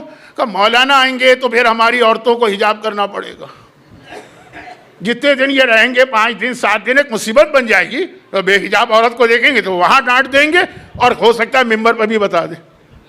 گرچہ میں ممبر کو کبھی پرسنل کام کے لیے یوز نہیں کرتا، لیکن اگر کوئی گناہ کبیرہ ہو رہا ہمیں گانے بند کرنا پڑیں گے، ہمیں فلمیں بند کرنا پڑیں گی۔ ہمارے بچے جس طرح کے کچھ حرام کھیل کھیل رہے ہیں، حرام کھیل کی ایک مثال دے دوں؟ نہیں، یہ مثال حرام کھیل کی ہے لیکن نہیں ہے۔ ہمارے یہاں ایک بہت پاپولر حلال کھیل ہے، اتنا کہ بہت سے امام باڑوں اور مسجدوں میں، مسجد کے اندر ساتھ میں ایک ہال بنایا جاتا ہے بچوں کے لیے، اس کے اندر یہ ہیلدی اسپورٹ ایکٹیویٹی، اس کو ہم لوگ پاکستان میں کہتے ہیں بلیئرڈ یا اسنوکر، یہاں شاید پول ٹیبل کہتے ہیں۔ آغا سیستانی کے احتیاط واجب میں یہ حرام ہے، جو باقاعدہ سینٹر بنتے ہیں ہمارے یہاں ریلیجس، کہ بھئی ایک سینٹر ہے، اس میں مسجد بھی ہو، امام باڑہ بھی ہو، غسل و کفن کا انتظام بھی ہو، سنڈے اسکول بھی ہو، تاکہ ہمارے بچے کہیں ادھر ادھر نہ جائیں۔ تو ایک اسپورٹس کا بھی کچھ ہونا چاہیے۔ چلے ٹیبل ٹینس صحیح ہے، والی بال صحیح ہے، باسکٹ بال صحیح ہے، بیڈمنٹن صحیح ہے، لیکن سب سے آسان ہے ایک ٹیبل جو خریدنا ہے کہ بلیئرڈ یا اسنوکر، جس کو یہاں شاید پول ٹیبل کہتے ہیں، امریکہ میں تھوڑا تھوڑا سب کے رولز میں فرق ہے، لیکن بنیادی طور پر ایک آغا سیستانی کے حرام ہے۔ البتہ اس لیے کہ احتیاط واجب ہے، دوسرے مرضی اجازت دیتے ہیں، تو ہم لوگ اس کو بہت ہائی لائٹ نہیں کرتے کہ فائدہ کیا، پہلے لوگوں کو کنفیوز کرو پھر حل کرو، تو شروع سے ہی اس مسئلے کو حل کرو۔ لیکن بعد میں بتا رہا ہوں کہ اب یہ ہے کہ وہ گھبراتے ہیں 5 دن کے لیے مولانا کو اپنے گھر میں ٹھہرانے پر، کہ وہ ساری پابندیاں کرنا پڑیں گی۔ تو چوتھا امام 35 سال کی امامت کر رہا ہے، کہا کہ اتنا مسلمانوں کو کرپٹ کر دو، شیعوں کو کرپٹ کر دو، مسلمان تو تھے ہی کرپٹ، کہ وہ امام سے بس جائیں ملیں، دور سے دعا سلام کریں، ہاتھ ملائیں اور چلیں آئیں۔ شرابی امام کے پاس کیسے جائے گا؟ داڑھی منڈوانے والا کیسے جائے گا؟ بے حجاب عورت کیسے جائے گی؟ جوا کھیلنے والا کیسا جائے گا؟ امام تو اس کو دیکھ کے کہتے ہیں کہ تم میرے پاس آئے ہو، پتہ ہے مجھے پتہ ہے آج تم پر غسل واجب تھا، تم بغیر غسل کیے آ گئے۔ اس طرح سے امام بات کرتے ہیں اپنے شیعوں سے، غیروں سے نہیں۔ تو اب اتنا معاشرے کو کرپٹ کر دو کہ لوگ امام کے پاس آئیں ہی نہیں، آئیں نہیں، دور دور۔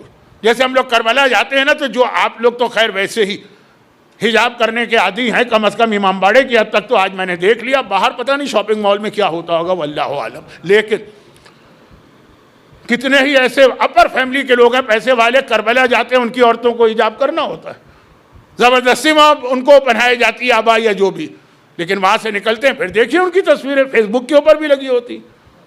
تو اب یہ کہ امام سے ملو، عقیدت، محبت، ہاتھ کو بوسہ دو، سلام کرو، مولا قدم چومو، کوئی حاجت پیش کرو، لیکن زیادہ کلوز نہ ہو، اتنا بگاڑ دو۔ اور چوتھا امام کا اب یہ جہاد ہے۔ امام علی کے خلاف پروپیگنڈا ہوا، اس کا جواب امام علی نے اپنے علم سے دیا، علم کا جواب علم سے، یعنی وہ جھوٹی حدیث بنا رہے ہیں، امام علی سچی حدیث سے پیش کر رہے ہیں۔ امام حسن کے خلاف رشوت کا پیسہ استعمال ہوا، امام حسن نے سخاوت کے دسترخوان سے۔ امام حسین کے خلاف تلوار چلائی گئی، امام حسین نے اپنی شجاعت سے ان کو شکست دی۔ سجاد کے خلاف عیاشی کا موومنٹ چلایا گیا، سجاد نے اپنے، وہ تو معصوم ہے لیکن اپنے شیعوں کے کردار کو بنانا چاہا، کردار بنانے کی دو چیزیں تھیں، بختم بات۔ یہ دو چیزیں شاید پچھلے سال بھی میں نے کہی تھی لیکن یاد دلانا، دو چیزیں۔ نمبر ایک، عزاداری۔ عزاداری کے بہت سارے بینیفٹ ہیں، خالی یہ نہیں ہے، لیکن ایک بات یاد رکھیے، عزاداری اور ایسی عزاداری جیسے حسین کی ہے۔ تمام دنیا کے لوگ جانتے ہیں کتنا ہی بڑا غم کیوں نہ ہو، ٹائم گزرنے کے ساتھ کم ہونے لگتا ہے۔ ایک ماں کا 18 سال کا بیٹا مر جاتا ہے، وہ پاگل ہوتی ہے 1 سال تک، 4-5 سال بعد ہم تو ہوتا ہے لیکن کافی کم ہو جاتا ہے۔ یہ فطرت ہے، ورنہ دنیا کے آدمی مر جائیں، اللہ نے ایسا بنایا۔ حسین کا غم وہ ہے کہ 1400 سال کے بعد بھی اتنا ہی زیادہ تر و تازہ ہے، اور ایسا ہی لوگ غم کرتے ہیں حسین کا جو اپنے باپ اور ماں کا غم 2 سال بعد نہیں کرتے۔ تو اب یہ جو ہے نا غم، اچھا جہاں غم ہوگا، مثلا کسی کا جوان بیٹا مر گیا خود، وہ چاہے گانا سننے کا عادی ہو، چاہے وہ شراب پینے کا عادی ہو۔ اب کبھی کبھار ہمارے لوگ کہتے ہیں غم غلط کرنے کے لیے شراب پینا، لیکن جوان بیٹے کی میت پہ نہیں پیے گا وہ۔ تو جتنا عزاداری کو اسٹرانگ کرو، پروموٹ کرو گے، یہ انسان کو گناہوں سے روکے گی، اگر وہ غم کی کیفیت ہے۔ جیسے عاشور کے دن حلال چیزیں کھانے کو دل نہیں چاہتا، حرام کون کھائے گا؟ اب میں بہت شارٹ کر رہا ہوں ورنہ بہت سارے اس کے اندر پوائنٹس ہیں، حدیثیں ہیں، لیکن چھوڑ دیجیے۔ چوتھا امام عزاداری کو اسٹرانگ سے اسٹرانگ کر رہا، جگہ جگہ عزاداری۔ جو لوگ عمرے پہ جاتے ہیں ان کو پتا ہے کہ چوتھے امام کے نام سے سب سے زیادہ مسجد مدینے میں، نہ امام علی کے نام سے، نہ شہزادی فاطمہ کے نام سے، نہ باقی کسی امام کے نام۔ آپ میدان احد میں گئے تو وہاں پہ ایک مسجد ہے، آپ میدان خندق میں گئے وہاں پہ ایک مسجد ہے، آپ باغ سلمان میں گئے وہاں پہ ایک مسجد ہے۔ چوتھا امام، چوتھا امام، چوتھا امام۔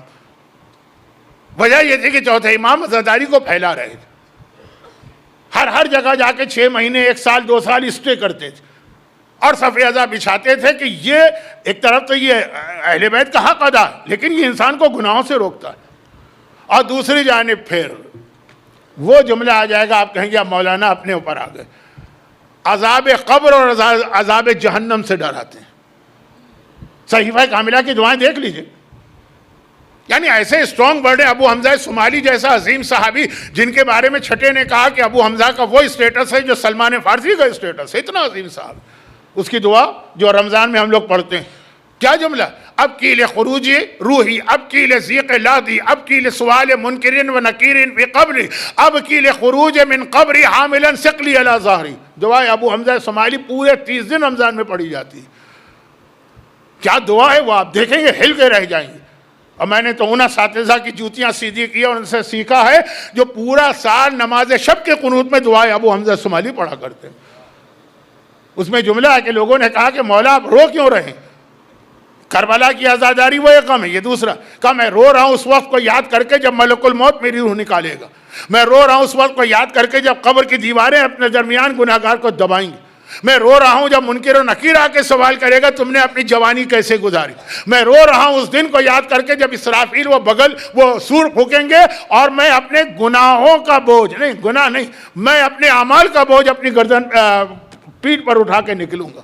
یہ کس کے لیے؟ اپنے لیے، نعوذ باللہ۔ معصوم ابن معصوم فاطمہ زہرا کا پاک و پاکیزہ بیٹا، یہ ہمارے اور آپ کے لیے ذہن ہلا رہے ہیں کہ یاد کرو ایک دن قبر میں جانا، وہاں پہ اعمال کام آئیں گے، وہاں پہ یہ ڈیری کوئن یا وہاں پہ پیسے کام نہیں آئیں گے۔ ہاں آئیں گے، اگر آپ نے یہاں راہ خدا میں خرچ کیا یہ وہاں ملے گا آپ کو، لیکن کریں نا خرچ راہ خدا میں، حلال حرام نہیں۔ لیکن میں بات کو شارٹ کر دوں، ختم کروں کہ یہ 2 چیزوں کے ذریعے سے اس عیاشی والے ماحول کو، انٹرٹینمنٹ کے ماحول کو روکا جو آج کل بنایا گیا۔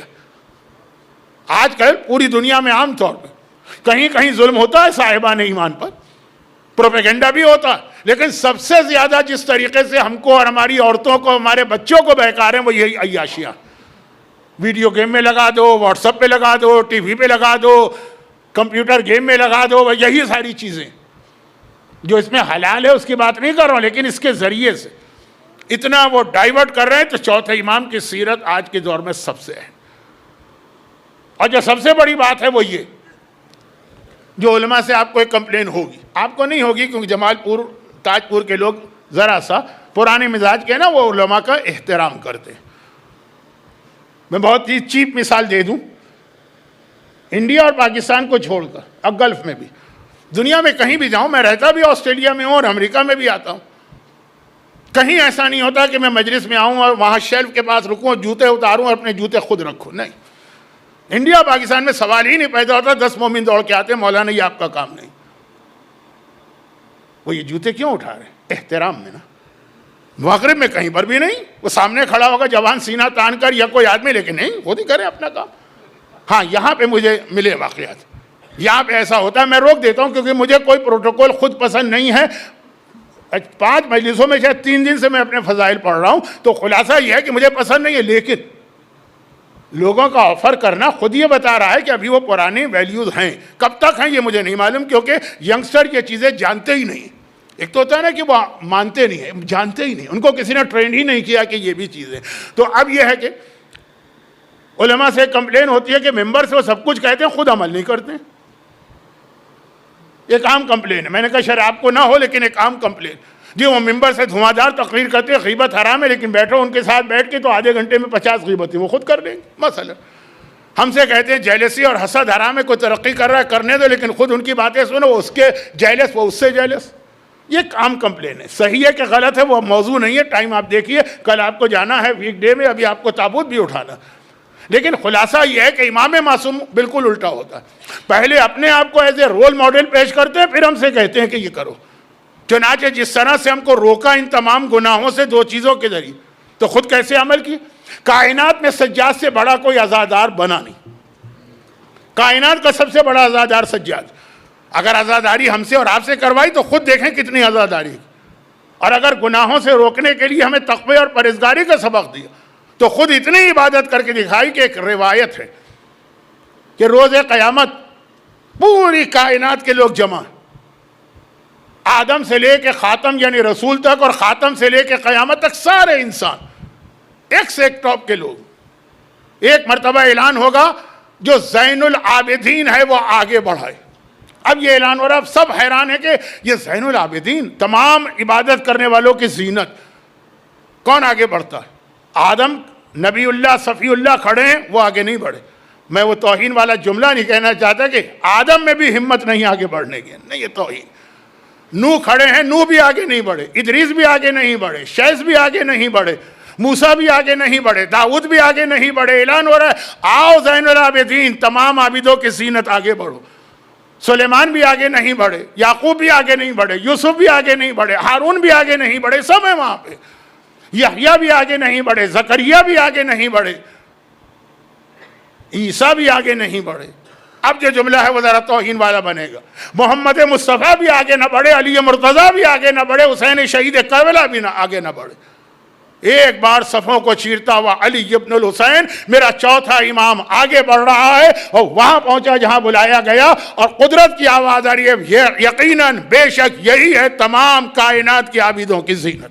ایسی عبادت کی زین العابدین. ہم سے کہا تم عابد بن جاؤ تو ٹھیک ہے, لیکن خود ایسے زین العابدین بنے کہ آدم و نوح, موسیٰ اور عیسیٰ ان سب کی عبادت سے آگے بڑھ گئے. اب یہاں پہ کوئی کہے گا کہ مولانا اس میں آپ نے دوسرے اماموں کی توہین تو نہیں کر دی.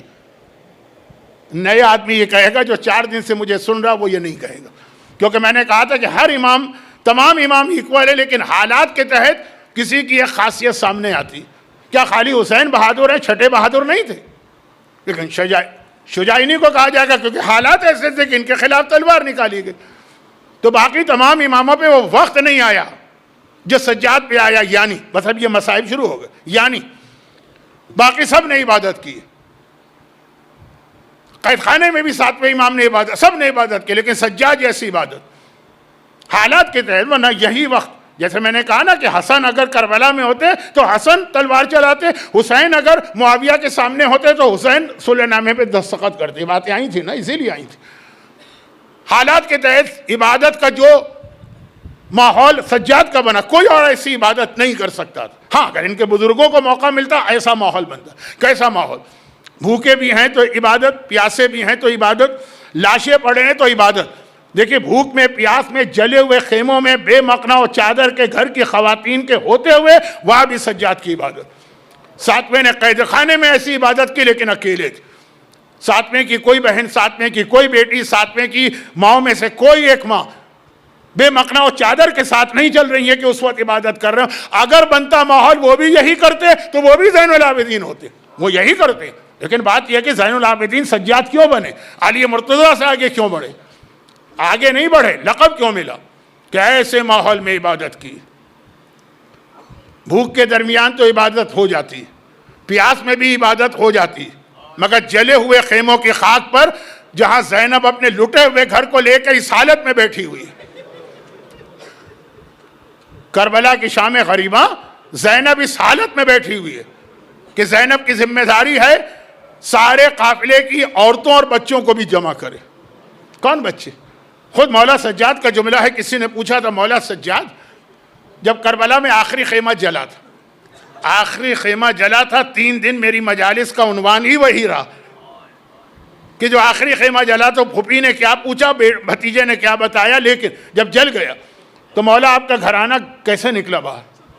مولا سجاد کے ہاتھ میں تسبیح تھی کہ اگر یہ تسبیح کا دھاگا ٹوٹ جائے تو دانے کس طرح پھیل جاتے. کربلا کے میدان میں امام زادے اس طرح بکھر گئے اور ان کو جمع کرنا بھی زینب کی ذمہ داری. چنانچہ زینب نے کلثوم کو لیا تھا، سب کو جمع کیا تھا نا، ساری عورتوں کو، سارے بچوں. آؤ بہن کلثوم ہم لوگ جمع کرتے ہیں. کہیں بچے سو رہے ہیں ان کو لائیں، کہیں رو رہے ہیں ان کو لائیں. ایک جھاڑی کے پیچھے اولاد عقیل، عقیل کی اولاد میں سے 2 بچے گلے میں باہیں ڈھالے سو رہے ہیں. زینب نے کہا تھا نا بہن کلثوم آہستہ چلو، سو گئے ہیں کہیں آنکھ نہ کھل جائے. لیکن قریب پہنچے تو دیکھا یہ بچے سو نہیں رہے. دونوں کے سینے پہ گھوڑوں کی ٹاپوں کے نشان ہیں، گھوڑوں تلے آ کے یہ شہید ہو چکے ہیں. زینب نے کہا کلثوم بہن گھبراؤ نہیں، ایک لاشا تم اٹھاؤ، ایک لاشا میں اٹھاتی ہوں.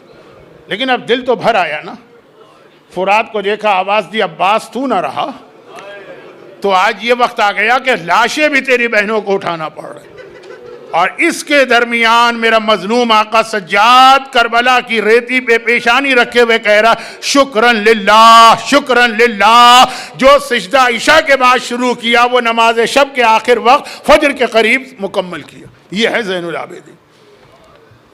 اونٹوں پہ جا رہے ہیں تو نمازیں چل رہی، قیدی بنا کے پیدل چلایا جا رہا ہے تو نمازیں چل رہی. اتنا بھاری توق، ہتکڑی اور بیڑی، کیونکہ گلے میں جو توق تھا نا اس توق میں اندر کی جانب وہ میخیں اور کیلیں لگی ہوئی تھیں کہ ذرا سر گھماتے ہیں اور یہ میخ یا کیل گردن میں گھستی. 1 سال مظلوم آقا نے گزارا. اور پھر جو واپس اور اس دوران جو اصل جملہ مکمل کرنا، اس دوران عبادتوں کا سلسلہ جاری ہے. تو یہ زین العابدین قیامت کے دن بنے آدم و نوح کے ہوتے ہوئے. اور پھر مدینے آ گئے تو روئے، اور ایسا روئے کہ 35 سال میرا مظلوم آقا روتا رہا. 35 سال مدینے میں.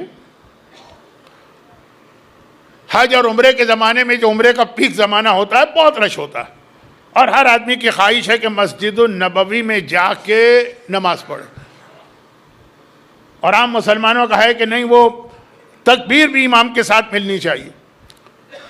نماز کا وقت ہو گیا تھا، کوئی مسلمان تیزی سے جا رہا تھا. اب وہ مین روڈ سے جاتا تو دیر لگتی، وہ پیچھے کی گلی سے گیا، جا رہا ہے جلدی سے کہ اذان ہو گئی ہے، کہیں امام اللہ اکبر نہ کہہ دے. ایک گھر کے قریب سے گزرا، چھت پر سے پانی اس کے کپڑوں پہ آ کے گرا. وہ گھبرا کے رک گیا. پتہ نہیں ہے پانی کیسا ہے، پاک ہے کہ نجس ہے. میں مسجد میں جا رہا ہوں، نماز پڑھنے جا رہا ہوں. اور غلام کھڑا تھا، کہا رک کیوں گیا؟ کہا مسجد میں جا رہا ہوں، نماز پڑھنے جا رہا ہوں، کپڑے پاک ہونا چاہیے، پتہ نہیں کیسا پانی. غلام نے کہا اس سے زیادہ پاک پانی تجھے نہیں ملے گا. اس مکان کی چھت پہ ایک یتیم بچہ بیٹھا ہوا اپنے پورے لٹے گھر کا ماتم کر رہا. اتنا روتے تھے سجاد، اتنا روتے تھے کہ جیسے بارش کا پانی چھت سے ٹپکتا ہے نا، اس طرح سجاد کے آنسو مدینے کی گلیوں میں گرا کرتے تھے. سننا آسان ہے، سوچے کیسا ماتم ہوگا. اور جب کسی نے سوال کر لیا، کسی نے کیا، منہال کوفی نے سوال کیا، مولا کے قریبی صحابی، سجاد مولا یہ بتا دیجئے کہ آپ اتنا رو رہے ہیں، اتنا رو رہے ہیں، آپ کے خاندان کی شہادت کو تو 30 سال گزر گئے، کب تک روئیں گے؟ کہا تو نے انصاف نہیں کیا. یعقوب کے 12 بیٹے تھے، 12.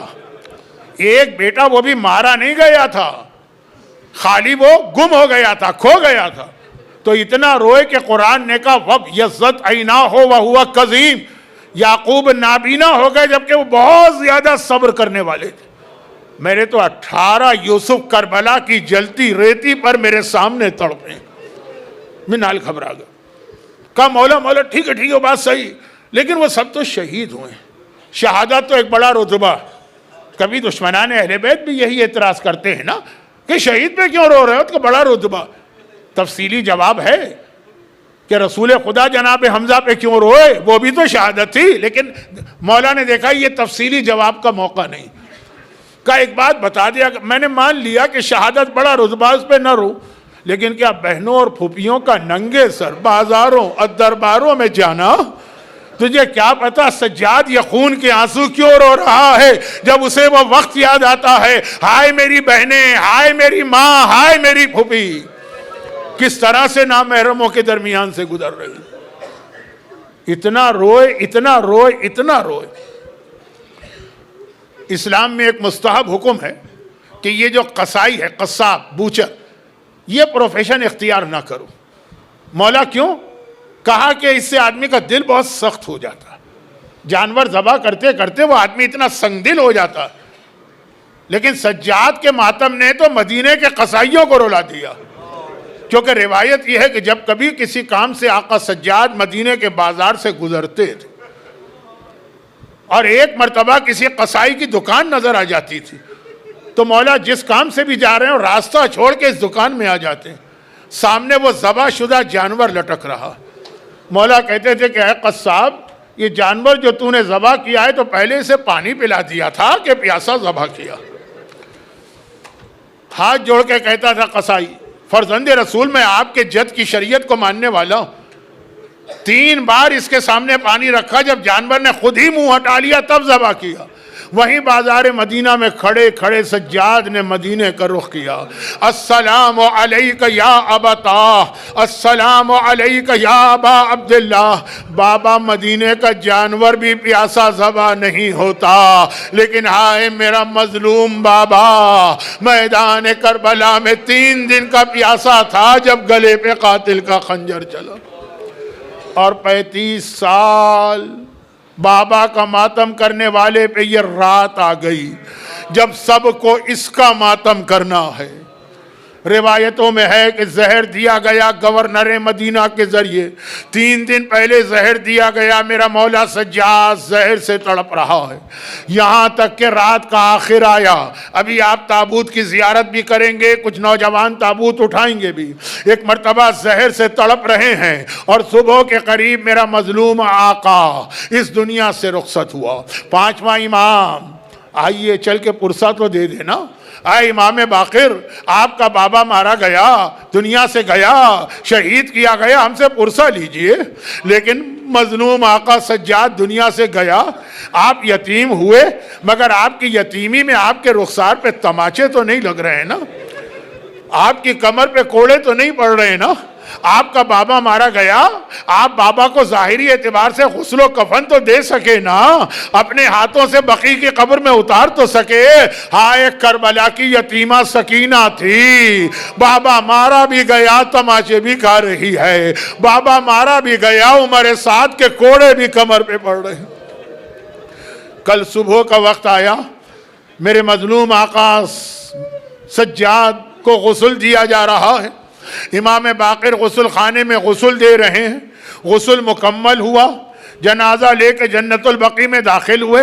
لوگوں نے ایک سوال کیا، فاصلہ ہی کتنا تھا، گھر سجاد کا گھر اور بقیع، لوگوں نے سوال کیا، اب جنازہ چل رہا ہے نا، سوال کیا، اے امام باقر، جب آپ بابا کو غسل دے رہے تھے تو ہم نے سنا تھا آپ غسل خانے میں چیخ چیخ کے رو بھی رہے تھے، میت کو غسل دیتے ہوئے کوئی روتا تو نہیں ہے نا؟